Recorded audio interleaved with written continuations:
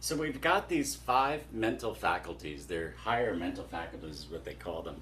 And one of them is called reason. Let's see, where should I write that? I think I'll write them right here. Okay, so the first one is called reason. And reason gives us the ability to choose.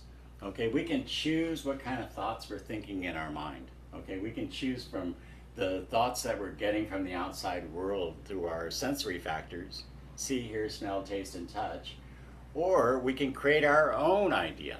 We actually have the ability to create our own idea. Okay, and reason gives us the ability to reject or accept that idea. Now the second thing we have, the second mental faculty we have is called will. And will gives us the ability to focus on one image in our mind to the exclusion of all others.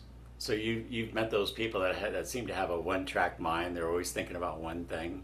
Okay, well, they're using their will to do that. Okay, and another one of the mental factors is called memory. Now, we can all go back and remember things from school when we were little, and we can remember our parents and our grandparents if they're gone. We can remember things they've said to us. And this very interesting thing about the memory is you can also take a memory in the future and bring it to the present. Oh, yes, you can.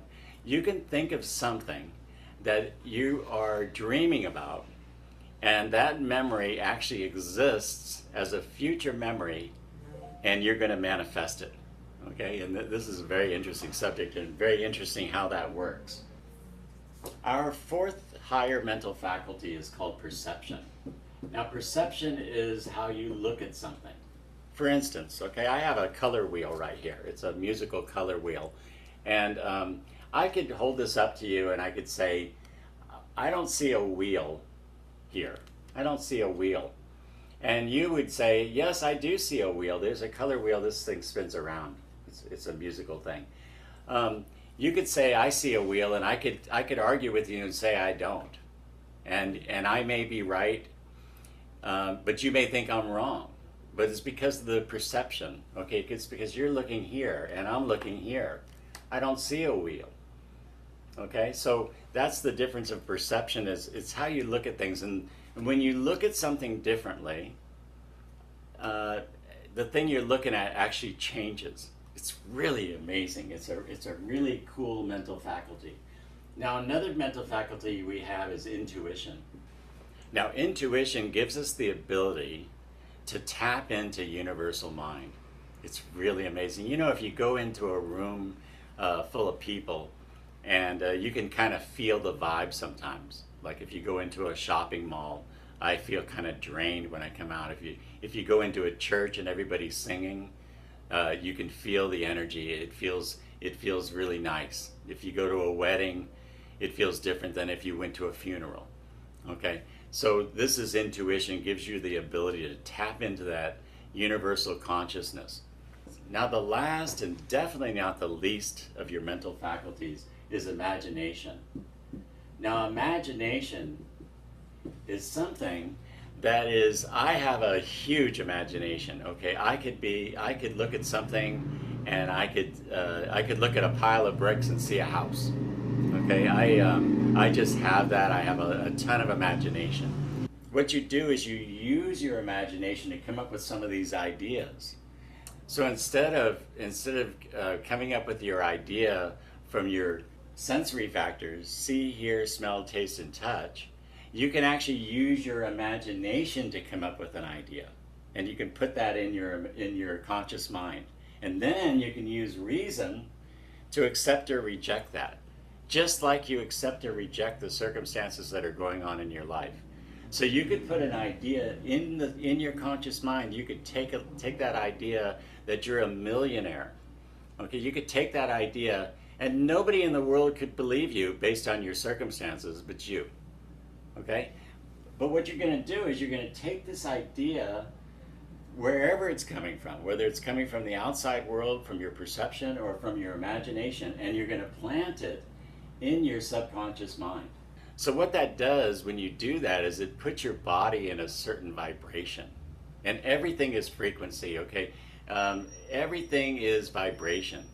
And I'm going to talk a little bit more about that in the coming days too. But down here I left something off here.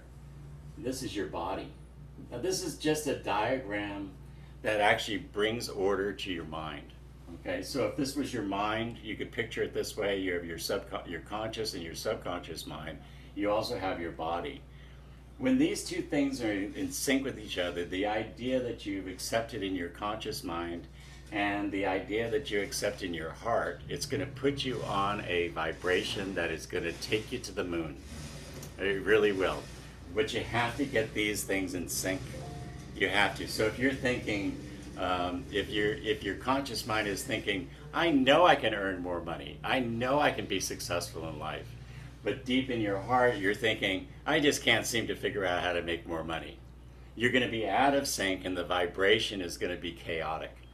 And so what you want to do is you want to get this so that it's in sync, so the vibration, your body is vibrating at a rate that's going to attract all those things that are on the same frequency as what you're aligned with, and this is going to give you your results.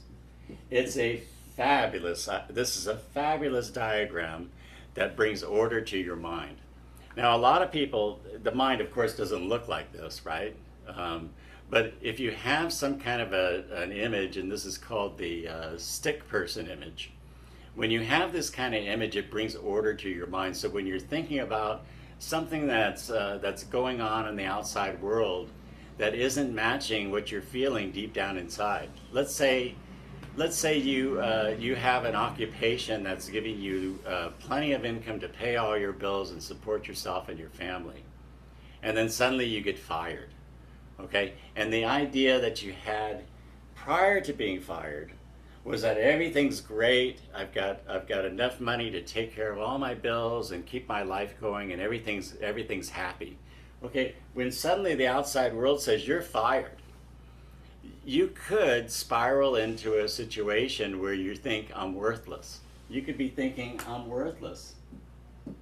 I'm worthless. Somebody just fired me.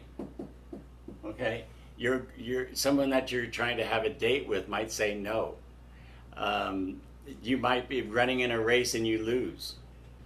Now these kinds of things that come into your conscious mind based on the circumstances in your outside world that you're picking up with your five senses, they could end up in your heart. Of heart, you could actually believe that, where before everything was fine, you believed you were successful, something comes along and knocks you off track, and you suddenly begin to doubt yourself. And when you get that doubt down here in your subconscious mind, it's going to change the frequency that you're on, and it's going to change your results. And have you ever noticed sometimes when something goes wrong in your life, suddenly everything goes wrong in your life and you spiral down. Okay? Now that's a function of this, what I'm talking about right here. So it's very important what you plant in your subconscious mind, and we're going to talk a lot more about that over the course of these 5 days. But for now, I just want to say this is like the keys to your kingdom. Understanding this, because it brings order to your mind. And as they say, order is nature's first law.